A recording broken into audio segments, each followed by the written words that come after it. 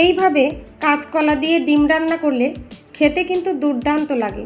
নমস্কার বন্ধুরা, আমি সুচরিতা। আমার রান্নাঘরে তোমাদের সকলকে স্বাগত জানাই। আজকে আবারও চলে এসেছি তোমাদের কাছে একটা নতুন রেসিপি নিয়ে। আজকে আমি তোমাদের সঙ্গে কাঁচকলা দিয়ে ডিমের রেসিপিটা শেয়ার করে নেব। দেখো, এখানে আমি 4টে কাঁচকলা নিয়েছি, 4টে ডিম নিয়েছি, 2টো মিডিয়াম সাইজের পেঁয়াজ আর একটা টমেটো নিয়েছি। এবার এই 4টে কাঁচকলা কেটে ধুয়ে পরিষ্কার করে নিলাম। এখানে আমি এই কাঁচকলাগুলো কেটে হলুদ গোলা জলের মধ্যে ভিজিয়ে রেখেছিলাম 10 মিনিট, তারপর ধুয়ে পরিষ্কার করে নিয়েছি। এদিকে দেখো, 4টে ডিম আমি সেদ্ধ করে খোসা ছাড়িয়ে নিয়েছি। এবার এই ডিমের গায়ে একটা ছুরি দিয়ে হালকা কাট লাগিয়ে নেব। ডিমের গায়ে এইভাবে কাট লাগিয়ে নিলে এই ডিমের মধ্যে লবণ, হলুদ আর মশলা খুব ভালোভাবে প্রবেশ করবে। এতে করে ডিমটা খেতেও খুব ভালো লাগবে।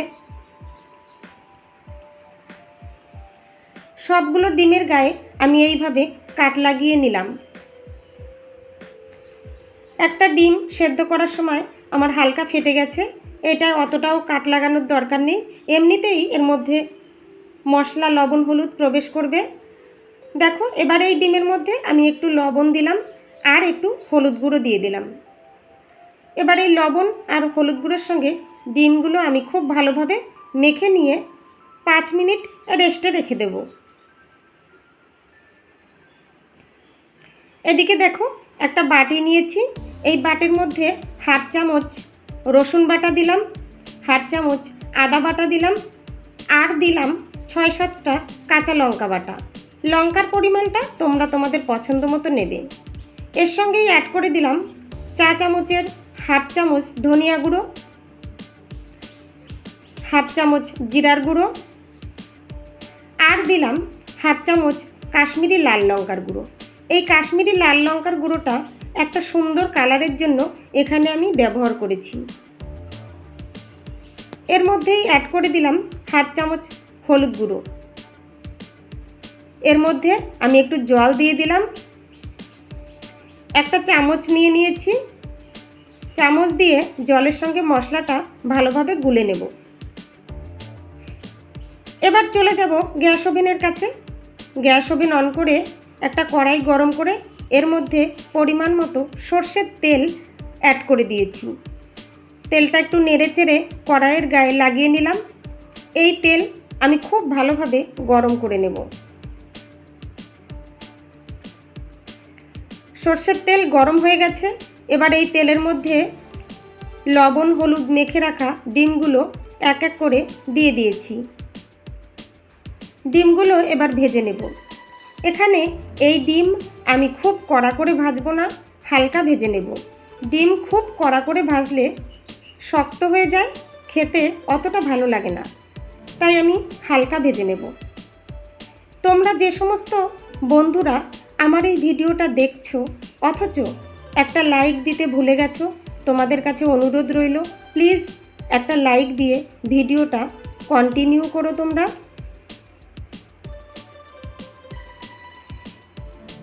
দেখো, এখানে ডিম আমার ভাজা হয়ে গেছে। এবার এগুলো আমি নামিয়ে নেব।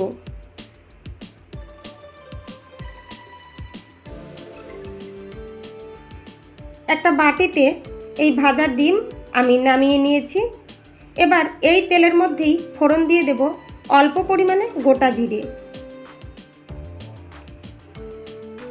এখানে এই জিরেগুলো আমি হালকা ভেজে নেব। এই জিরে আমি একটু নেড়েচেড়ে হালকা ভেজে নিয়ে এর মধ্যেই একটা মিডিয়াম সাইজের পেঁয়াজ অ্যাড করে দেব। একটা মিডিয়াম সাইজের পেঁয়াজ কুচি আমি অ্যাড করে দিয়েছি। পেঁয়াজ কুচি দিয়ে একটু নেড়েচেড়ে নেব। এখানে এই পেঁয়াজ আমি হালকা ব্রাউন কালার করে ভেজে নেব। পেঁয়াজটা আমি হালকা ব্রাউন কালার করে ভেজে নিয়েছি। এবার এর মধ্যেই দিয়ে দিলাম একটা মিডিয়াম সাইজের টমেটো কুচি। টমেটো দিয়ে একটু নেড়েচেড়ে নিলাম। এই টমেটো নরম হওয়া পর্যন্ত এখানে আমি রান্না করে নেব।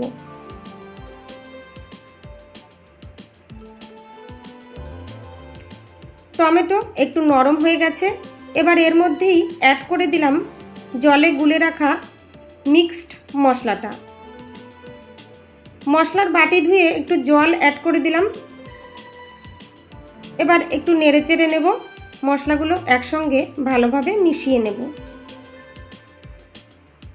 এখানে আমি ঢাকনা দিয়ে ঢেকে 5-6 মিনিটের মতো মশলাগুলো কষিয়ে নেব।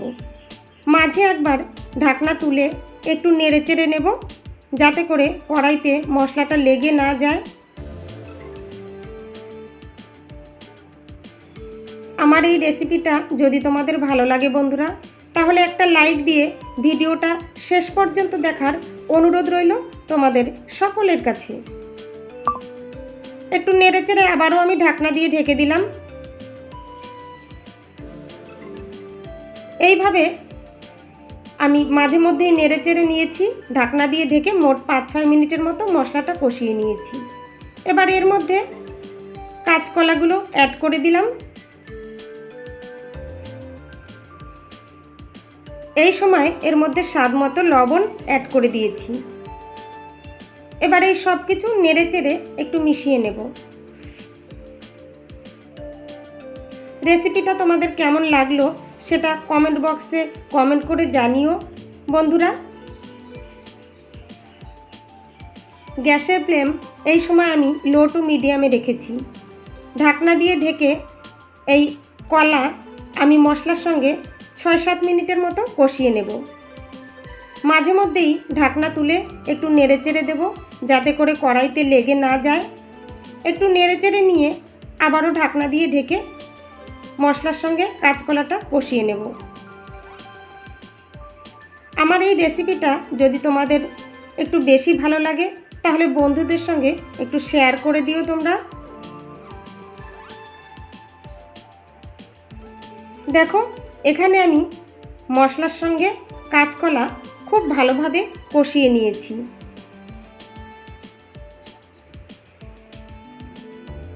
এবার এর মধ্যেই পরিমাণ মতো জল অ্যাড করে দেব।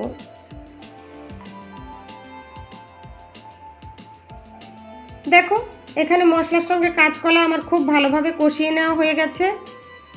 এবার এর মধ্যেই আমি পরিমাণ মতো উষ্ণ গরম জল অ্যাড করে দিলাম। জল দিয়ে একটু নেড়েচেড়ে নেব। এই জলের পরিমাণটা তোমরা তোমাদের পছন্দ মতো নিয়ে নেবে, যে পরিমাণে ঝোল রাখবে সেই হিসাবে জলটা দেবে। গ্যাসের ফ্লেম বাড়িয়ে দিয়ে 2-3 মিনিটের মতো আমি ঝোলটা খুব ভালোভাবে ফুটিয়ে নিয়েছি। এবার এর মধ্যে আমি ভেজে রাখা ডিমগুলো অ্যাড করে দিলাম।